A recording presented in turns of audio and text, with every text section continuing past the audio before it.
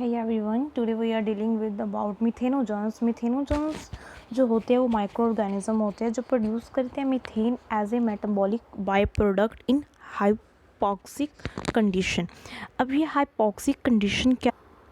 Hypoxia absence of oxygen की condition होती है और ये प्रोकैरियोट्स होते हैं क्योंकि हम जानते हैं मिथेनोजन्स आर्किया बिलोंग करते हैं मोनेरा को और ये बिलोंग करते हैं डोमेन ऑफ आर्किया। अब मिथेनोजेनेसिस क्या होता है? Production of methane. Methanogenic bacteria generate करते हैं एटीपी बाय सिंथेसाइजिंग मीथेन। क्या करेगी ये? एटीपी मतलब एनर्जी बनाएगी। कैसे एनर्जी बनाते हैं? ये मीथेन का सिंथेसाइज करके अंडर एनॉक्सिक मतलब कि विदाउट ऑक्सीजन कंडीशन में, most commonly by the reduction of the carbon dioxide with hydrogen.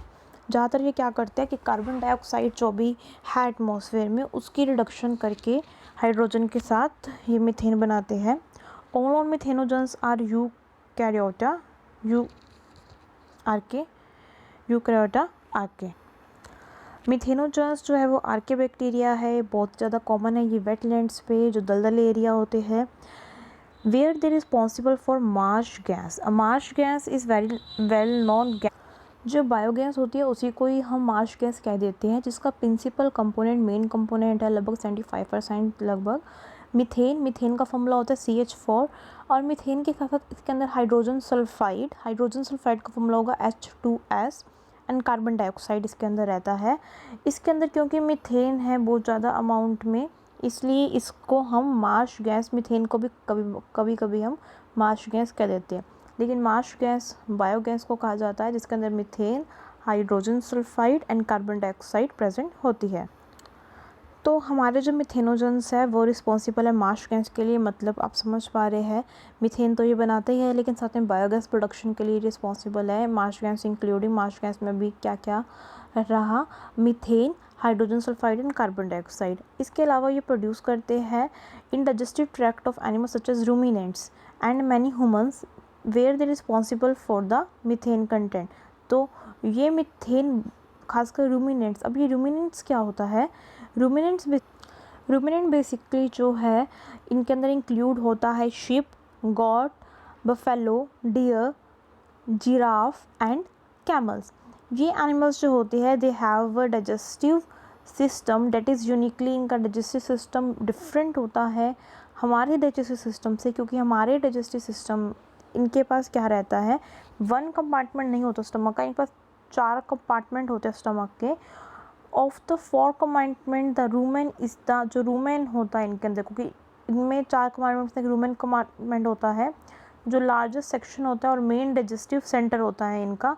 तो मेन डाइजेस्टिव सेंटर इनका रूमेन होने के कारण, 4 सेगमेंट होने के कारण इनको हम रूमिनेंट्स के नाम से जानते हैं। और रूमिनेंट्स में तो ये बेसिकली रिस्पॉन्सिबल है ही सही, साथ में they are responsible for very much good activities humans like flatness in humans. जन्स की अगर हम बात करें तो मिथेनोजन्स वो बैक्टीरिया जो प्रोड्यूस करते हैं large quantity of methane during the decomposition of organic matter.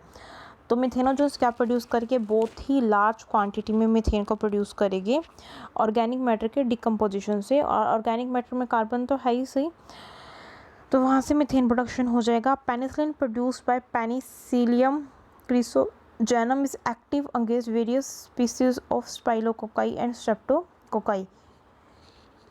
तो ये this is example of penicillin chrysogenum, यहाँ पे जो है फंगस है, ये active against various species of, ये यहाँ पे जो स्पाइलोकोकाई या स्ट्रेप्टोकोकाई, ये दिस आर द जितने भी मिथेनोजन्स हैं वो उनके अंदर 3 जो है कॉमन फीचर्स हैं। पहली बात, सारे ऑब्लिगेट मीथेन प्रोड्यूसर है, obtaining all or most of their journey from growth from producing large quantities of methane। क्योंकि जब भी मिथेनोजेनिक बैक्टीरिया मीथेन बनाते हैं तो वो क्या करते हैं, एटीपी का सिंथेसाइज करते हैं during formation of methane.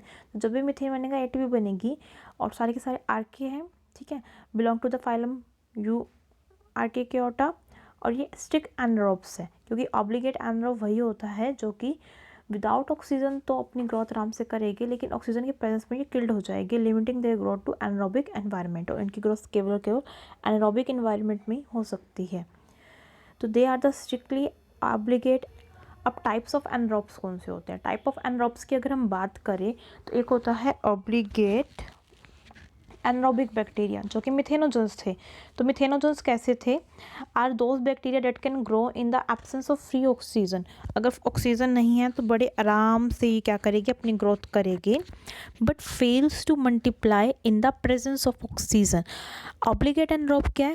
Obligate, जब भी वर्ड ऑब्लिगेट आ जाए और एनरोब है तो ये एनरोब विदाउट ऑक्सीजन आराम से ग्रो करेगी, लेकिन जैसे ऑक्सीजन आ जाएगी ये ग्रोथ नहीं हो पाएगी, but fails to multiply in the presence of oxygen on the surface of nutritionally adequate solid media incubated in room air in a carbon dioxide incubator containing 5 to 10% carbon dioxide. इसमें examples methanogens है, bacteroids, fragiles, clostridium perfringens, and there are many numerous examples. Next is aerotolerant anaerobes. Anaerobic bacteria that will show limited or scanty growth on agar in room air, कि हल्के फुल्के थोड़ी बहुत air आ भी गई चलो उसमें ग्रोथ कर जाएगी 5 to 10% CO2 incubator, but show लेकिन एनारोबिक कंडीशन में ये बहुत ही अच्छी ग्रोथ जो है शो करेगी। Microaerophilic bacteria, microaerophilic जो होते हैं उन्हें रिक्वायर है oxygen as a terminal electron acceptor, लेकिन ये जो है सॉलिड सरफेस के मीडिया पे ग्रो नहीं होएगी। तो microaerophilic bacteria organism require oxygen as a terminal electron acceptor yet do not grow on the surface of solid media in an aerobic incubator 21% oxygen and grow minimally if at all under anaerobic condition like Campylobacter and the many much bacteria under the microaerophilic bacteria. तो methanogens responsible है methane production के लिए dominants के अंदर, and you know flatness in humans. Methanogens play a vital ecological role in anaerobic environment, क्योंकि ये बहुत ही अच्छा इन्वायरमेंट फ्रेंडली बिहेव कर रहे हैं, क्योंकि वहाँ से एक्सेस हाइड्रोजन को रिमूव कर लेगी ये, and fermentation products by other forms of anaerobic respiration. तो क्या करेंगे, जो भी फर्मेंटेशन प्रोडक्ट है कार्बन डाइऑक्साइड की, एक तो ये कार्बन डाइऑक्साइड को भी रिमूव कर रहे हैं, साथ में हाइड्रोजन को भी रिमूव कर रहे हैं, एंड खुद का एटीपी जनरेट कर रहे हैं, बट इन्वायरमेंट को भी साथ में क्लीन कर रहे हैं। तो main role of methanogens in a vital ecological role in anaerobic environment of removing excess hydrogen and fermentation product that have been produced by other form of anaerobic recipe. Methanogens typically कहाँ रहते हैं? Thrive in the environment in which all electron acceptors other than carbon dioxide such as oxygen, nitrate, ferric iron and sulfate have been depleted in deep parasitic rocks near the mid-ocean ridges. They can obtain their hydrogen from their superinternalization reaction of alvin as observed in the hydrothermal field of velocity. तो बहुत ही अच्छा ecological balance कर रहे हैं, क्योंकि जहाँ भी anaerobic condition है, जहाँ बिल्कुल भी ऑक्सीजन नहीं है, खासकर और अदर सम एरोबिक बैक्टीरिया तो वहाँ ग्रो कर नहीं सकते हैं, लेकिन जो मिथेनोजेंस है वो क्योंकि ऑब्लिगेट एनारोब है, वो क्या करेंगे, वहाँ पे जो भी एक्सेस हाइड्रोजन है, जो भी फर्मेंटेशन प्रोडक्ट्स है, उनका यूज़ करके क्या कर रहे हैं, जो इन्वायरमेंट क्लीन कर रहे हैं। और इन्वायरमेंट क्लीन इसलिए हम इसको जो सीवरेज ट्रीटमेंट प्लांट है लास्ट स्टेप में मिथेनोजेंस को यूज़ करते हैं, ताकि जो भी एनरोबिक कंडीशन में जो भी कार्बन प्रोडक्ट्स बच गए हैं इनको यूटिलाइज कर ले। तो methanogens are very good for the ecological balance. तो मिथेनोजेंस माइक्रोब है जो प्रोड्यूस करते हैं methane as a metabolic by product in hypoxic, मतलब कि बहुत ही कमी वाली ऑक्सीजन कंडीशन में ये मीथेन प्रोकैरियोट्स है, बिलोंग करते हैं डोमेन ऑफ आर्किया। तो मिथेनोजेंस की एजेंट है remineralisation of organic carbon in continental margin sediments and other aquatic sediments with high rates of sedimentation and high sediment organic matter. सीधी सी बात है, अलग मिनरल्स बना रहे हैं ये, जब बहुत ज़्यादा कार्बन है तो कार्बन को यूटिलाइज करके वो मीथेन में कन्वर्ट कर रहे हैं।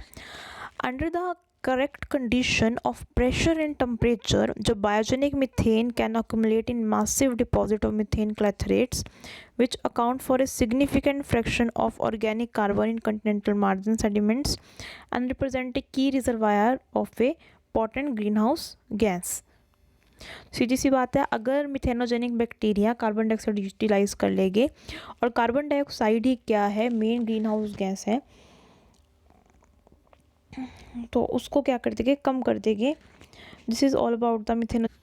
इस फोटो में आप मीथेनोजन इसकी फ़ोटो देख सकते हैं, जो ये आपको ऊपर दिखाई दे रहा है, ये प्रोकैरियोट है।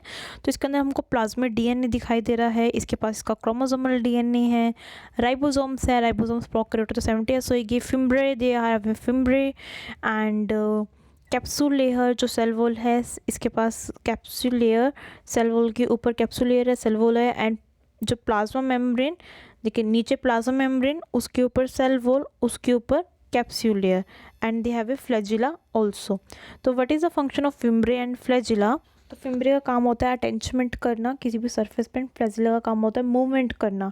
तो ये आप देख सकते हैं, ये एक पर्टिकुलर मिथेनोजन की जो है फोटोग्राफ है। आज हमने मिथेनोजन को डिटेल में पढ़ा। Thank you guys, if you like subscribe my channel and share my channel. Thank you so much, bye bye.